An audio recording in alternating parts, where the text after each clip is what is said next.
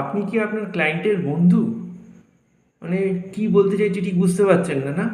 আসলে হয় কি যে আমরা যখন কাউকে আমাদের সার্ভিসের জন্য বলি, তার সমস্যাটা ভালো করে না জেনেই তার প্রোফাইলটা একবার লুক করে আমরা বলে দিই যে আপনার কি ওয়েবসাইট লাগবে, আপনার কি ফেসবুক অ্যাড লাগবে, আপনার কি ফেসবুকে সোশ্যাল মিডিয়া মার্কেটিং লাগবে।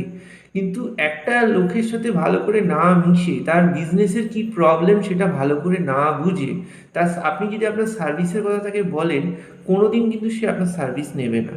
তার যেটা দরকার সে সেটাই নেবে। এবং আবার এর মধ্যে আবার অনেকে আছে যে ঠিক তার কী দরকার সে সেটা বুঝতে পারছে না।